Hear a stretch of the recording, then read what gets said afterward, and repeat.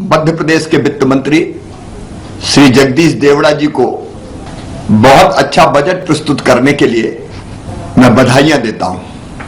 एक प्रसन्नता की बात यह है कि विपरीत परिस्थितियों में मध्य प्रदेश की जो विकास दर रही है वो देश में करंट रेट पे अब तक जो प्राप्त आंकड़े उनमें सबसे ज्यादा है।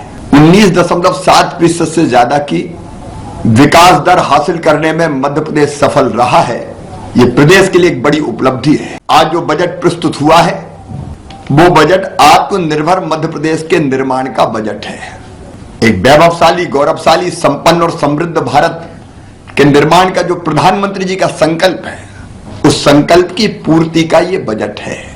ये बजट केवल अर्थशास्त्रियों ने, अधिकारियों ने नहीं बनाया। ये बजट जनता के सुझाव के आधार पर भी बनाया गया है। हमने अर्थशास्त्रियों से, समाज के हर एक वर्ग से अलग अलग सुझाव आमंत्रित किए थे और मुझे बताते हुए प्रसन्नता है कि वित्त मंत्री जी ने उनमें से अनेकों सुझाव को सम्मिलित किया है। यह सर्वस्पर्शी और सर्वव्यापी बजट है। महिलाओं के उत्थान का बजट है। इस बजट में अगर जेंडर बजटिंग की दृष्टि से हम देखें तो विभिन्न विभागों की अलग अलग योजनाओं के अंतर्गत 84,512 करोड़ रुपए का प्रावधान किया गया है। अधोसंरचना विकास, क्योंकि अधोसंरचना के विकास से अर्थव्यवस्था को गति मिलती है। उसके लिए 48,000 करोड़ से ज्यादा का प्रावधान मध्य प्रदेश की अर्थव्यवस्था को गतिशील बनाएगा। सड़कों के निर्माण के लिए, सिंचाई की व्यवस्थाओं के लिए, ऊर्जा, विशेषकर नवीकरणीय ऊर्जा के लिए विशेष प्रावधान किए गए हैं। अधोसंरचना निर्माण पर इतना खर्चा रोजगार के भी अनेकों अवसरों को सृजित करने का काम करेगा। बच्चों के बेहतर भविष्य का बजट है।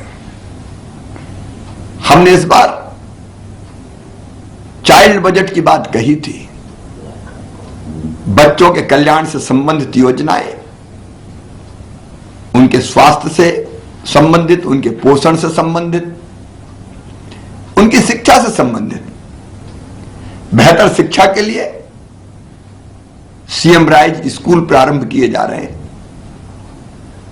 लगभग 7,000 करोड़ रुपए अलग अलग चरणों में इस पर व्यय किए जाएंगे और अलग अलग बाल कल्याण की योजनाओं पर जो खर्च किया जाएगा विभिन्न विभाग का अगर वो जोड़ा जाए तो 57,803 करोड़ रुपए का इसमें प्रावधान किया गया है। यह बजट स्वास्थ्य पर भी केंद्रित किया गया है। नए चिकित्सालय,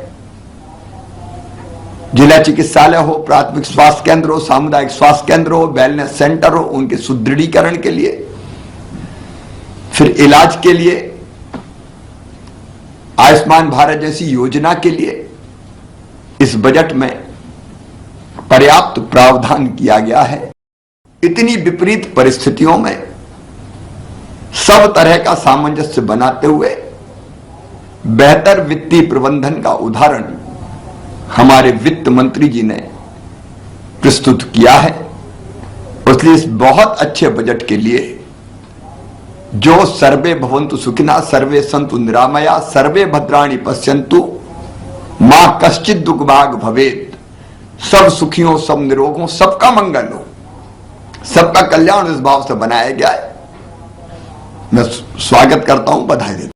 इतिहास बनाने वाले हमारे माननीय मुख्यमंत्री जी 17 साल से जिनके नेतृत्व में बजट स्थापित हो रहा है और वित्त मंत्री जी को बहुत बधाई। माननीय प्रधानमंत्री जी के आत्मनिर्भर भारत के लिए आत्मनिर्भर मध्य प्रदेश बना के जो बजट आया है वो अपने आप में गरीबों का, किसानों का, महिलाओं का सर्वांगीण और सर्वव्यापी बजट लेके मध्य प्रदेश की सरकार आई है। आम आवाम की खुशहाली का बजट है।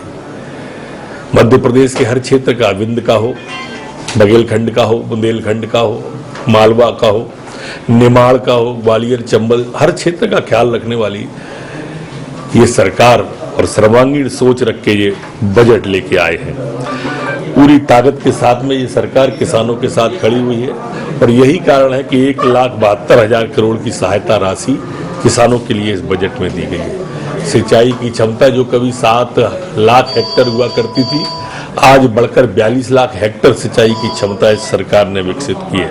फसलों को टैग लगाने के लिए, फसलों की उचित कीमत दिलाने के लिए ये सरकार प्रतिबद्ध है। मनरेगा में 3,500 करोड़ का प्रावधान करना, हमारे मध्य प्रदेश के अंदर 13,000 नए टीचरों की भर्ती इसके अंदर दी गई है।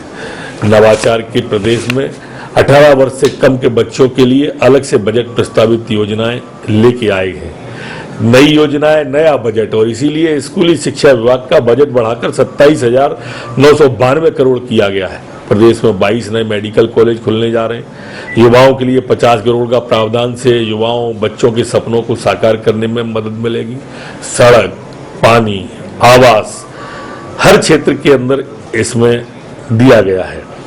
10,000 करोड़ रुपया अकेले प्रधानमंत्री आवास के लिए, रूरल ड्रिंकिंग वाटर मिशन के लिए 6,300 करोड़ रुपए, स्वास्थ्य मिशन के लिए 3,600 करोड़ रुपए, रोजगार गारंटी के लिए 3,500 करोड़ रुपए और प्रधानमंत्री ग्राम सड़क योजना के लिए 2,930 करोड़ रुपए का इस बजट में प्रावधान है, जो अपने आप में ऐतिहासिक है। और